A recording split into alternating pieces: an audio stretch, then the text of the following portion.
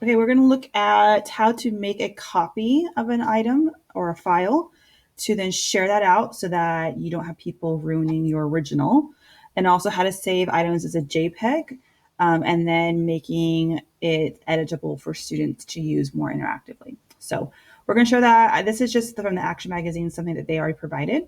And they actually show you that to do this right here. So if I wanted to share with a student, I would just make my whatever up here, take out the word edit. So I'm just going to delete the word edit. In the exact same spot, type in the word copy.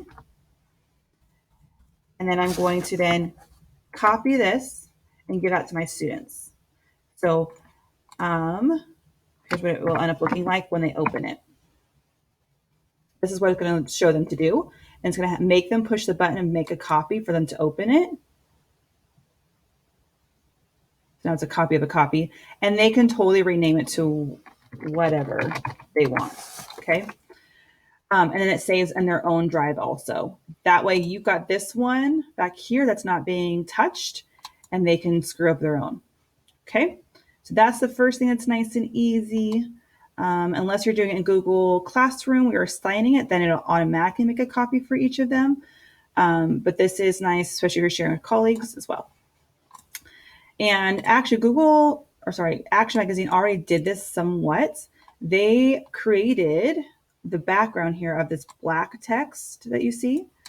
Then they saved it as a JPEG, inserted it here as a background, and then created the text boxes that you see here. So I can actually delete these kind of things here if I wanted.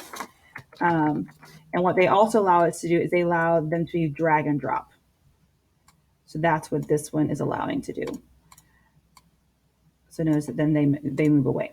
This also allows us to type in here. One thing I've noticed a lot with teachers or people who are better at this, as I've been learning, is that they tend to make sure that the boxes, the text boxes, are colored, not just clear. That way kids understand that that's where they need to type. So while you don't necessarily need to have this box around it, you could actually make that transparent. Having it be colored helps a lot, just because then they know where they need to be filling stuff in. Just that visual cue. If we go back over here, let's see, what could you use? I think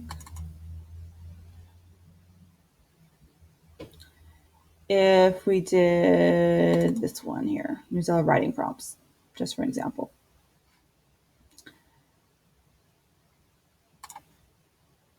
So what I could do is I could go up to File, download this as a JPEG. So then it'll save it. If you're on your Chromebook, it saves it directly into your Google Drive anyways, which is really nice and easy.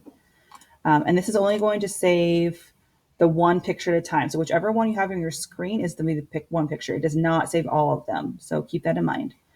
So then if I want to, let's do it up here. I can insert a new slide if I want. And I'm actually going to change the background on this to choose an image. I'm going to find the picture I just did. And now that's the background. So the cool thing is that you could have that there, and then you can create text boxes so that kids can type on it if they wanted. So that's a really good way to do something interactive. If I wanted this as like a sentence stem, I could easily then put these boxes here, and I can change the color of it so that the kids know that that's where they need to type. So that's one way of doing it. I do notice, though, that it changes the imagery a little bit. It's not quite as sharp. You can see that's the original. So the JPEG isn't as sharp as it could be. And that's, I don't know why. But that is that in a nutshell.